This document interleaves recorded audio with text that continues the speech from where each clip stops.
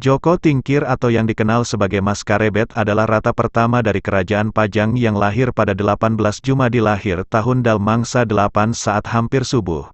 Ia merupakan putra-putra Ki Ageng Pengging, cucu Adipati Andayaningrat dan mendapat gelar sebagai Sultan Hadiwijaya. Nama Mas Karebet sendiri berasal dari pertunjukan wayang beber yang mengiringi pesta kelahirannya pada tahun 1549.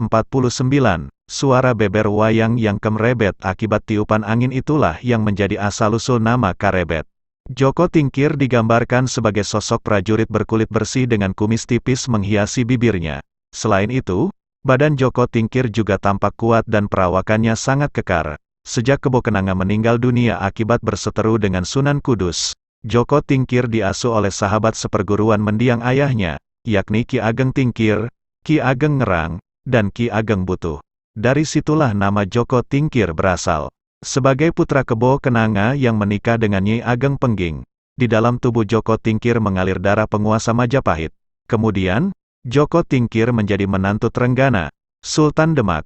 Ia menikahi Ratu Mas Cempaka dan dikaruniai seorang putra bernama Pangeran Benowo atau Pangeran Benawa.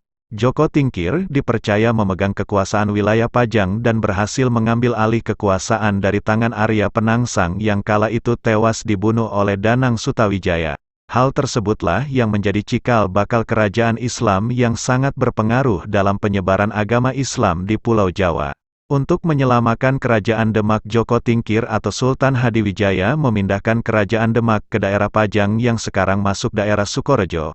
Namun tidak lama setelah berhasil memindahkan kerajaan Demak, Joko Tingkir dikudeta oleh Sutowijoyo, saudara iparnya sendiri.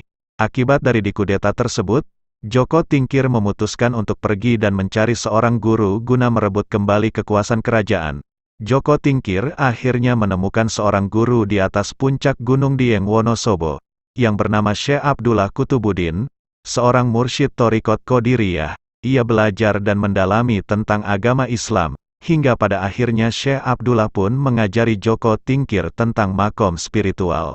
Setelah Joko Tingkir merasa cukup dengan ilmu yang didapatnya, ia berniat untuk kembali ke kerajaan Pajang untuk mengambil alih kembali kekuasaan kerajaannya yang dikudeta oleh iparnya. Namun, ia mendapati suara atau sebuah bisikan agar mengurungkan niatnya untuk merebut kembali kerajaan. Kemudian, Joko Tingkir pergi ke arah timur dengan menaiki perahu di tepi Bengawan Solo. Dalam perjalanannya, Joko Tingkir sempat didorong oleh 40 buaya, yaitu 40 makom spiritualnya.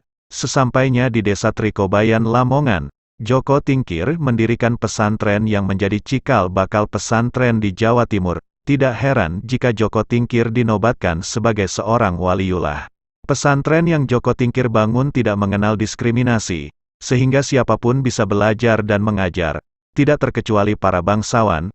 Adapun bangsawan yang turut menuntut ilmu, seperti putra mahkota kerajaan Sumedang, Pangeran Angkawijaya atau Prabu Gesan Ulun, Joko Tingkir juga melanjutkan dakwah kebudayaan Islam yang diinisiasi oleh sang guru guna meneladani kiprah dakwah Sunan Kalijaga. Ia melanjutkan penyebaran nilai-nilai Islam melalui budaya lokal, tata tertib, hingga mengkombinasikan prinsip-prinsip Islami dengan budaya Jawa. Salah satu ajarannya yang dikenal masyarakat adalah ngelmu kasantikan, di mana ia menekankan bahwa seseorang perlu menjadi bijaksana untuk mencapai kesempurnaan hidup. Dengan metode dakwah Islam tersebut, Joko Tingkir pun kita kenang sebagai teladan yang mampu memberikan contoh bagaimana menjadi seorang Muslim yang baik dan mendapatkan pengakuan kekuasaan sebagai Raja Islam dan Sultan dari raja-raja terpenting di Jawa Timur dan pesisir sebelah timur pada tahun 1581.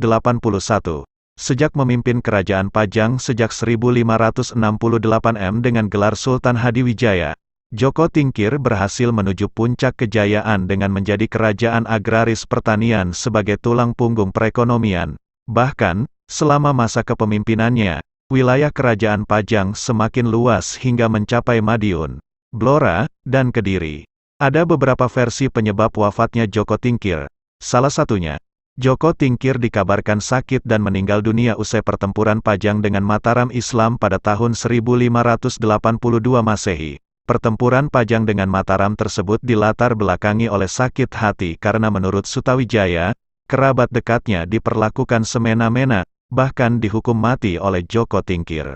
Di tahun yang sama, yakni 1582 Masehi, Joko Tingkir meninggal dunia.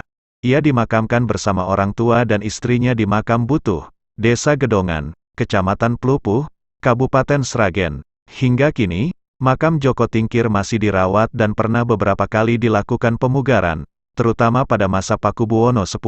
Nah, itulah sejarah Joko Tingkir, tokoh agama di Nusantara. Joko Tingkir dikenal sebagai sosok pemuda tangguh.